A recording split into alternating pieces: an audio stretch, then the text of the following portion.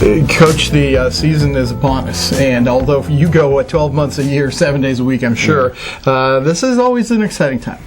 It is very exciting. You know, we, for the first time, and I can't remember when, we were able to be outside quite a bit here in January and February. So, where we didn't get the monotony of being inside, we got the monotony of beating up on each other every day. Sure. And, you know, we played live as much as we could, scrimmaged a lot, inter-squad, because a lot of the teams that we'll play this weekend have already played. So we tried to play as many live situations, get them as many live at-bats as we could. And we saw early this week that they're done playing each other. They're ready to get on the field. Yeah, refreshing. The weather is going to be nice in Arkansas for you, it sounds like.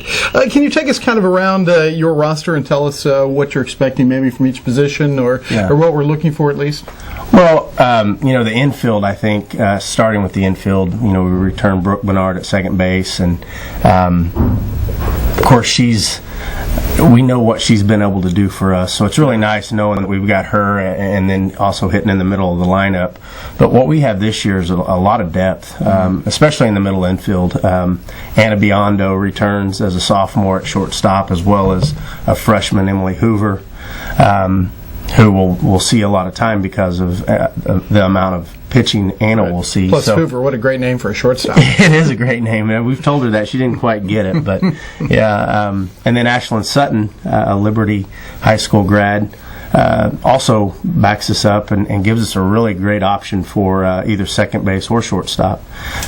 Kelsey Morgan, coming off of her redshirt injury season, returns at third base, and I've never seen Kelsey more focused and more ready to start a season. I think that having to set out a season because of an injury will do that for you. And she's just been locked in, and you know, there's a senior with 2 more years of eligibility, so it's nice to have her. And then at first base, we've got Sydney Brashear, a natural outfielder, competing, as well as Maddie Cox.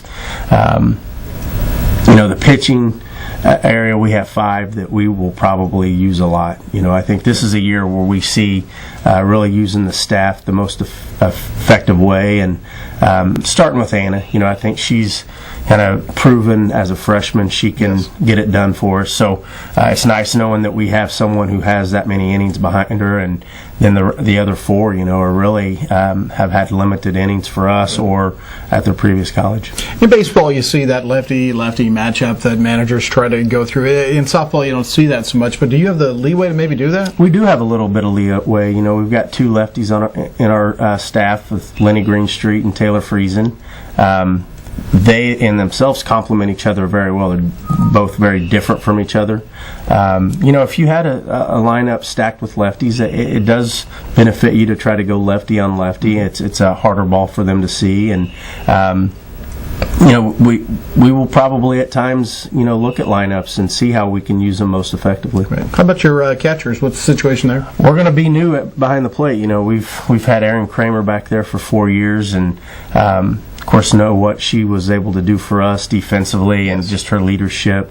A huge void to fill, and we're going to look upon 2 freshmen and a sophomore to try to fill that void, as well as use Maddie Giles when needed. You know, she's held down center field for us, but she's very capable of going back behind the plate. But we're trying to figure out where we benefit the most with Maddie. You know, if we lose her in center field, that's a lot of leadership and a lot of innings. It's you know, she's proven what she can do in the outfield. So. You know, we think that there's going to be some growing pains. We think they're with Gabby Brown, Maddie Culbertson, and Macy Oswald. All are capable. We just have to try to figure out, you know, who's the most comfortable with the pitching staff and who the pitching staff's most comfortable with. And I think for the start of the season, that's what's going to be most important. Giles does have a lot of experience in the outfield and gives you a great player to put out there in center. What about the rest of the outfield?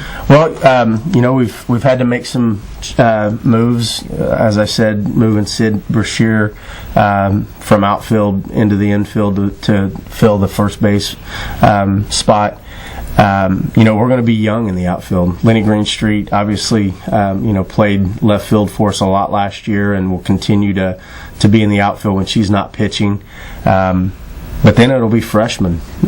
Lindsey Glenn has really had a strong fall and a good start to the spring. Madison Gage, Taylor Alarcon, Sarah Lewis. So really, any of those four could help fill that spot in right field or left field, depending on who's pitching and really how we match up with another team. This weekend, you go to Arkansas and you play, as most seasons, on the road the first part of the season. When's the home opener? When can folks see you here in Liberty? I believe, tough question. Yeah, it's hard to look that far ahead and really. It'll be here before we know it. Yeah, right. I think it's toward the end. I believe it's March 6th, if I remember correctly, a midweek non-conference game.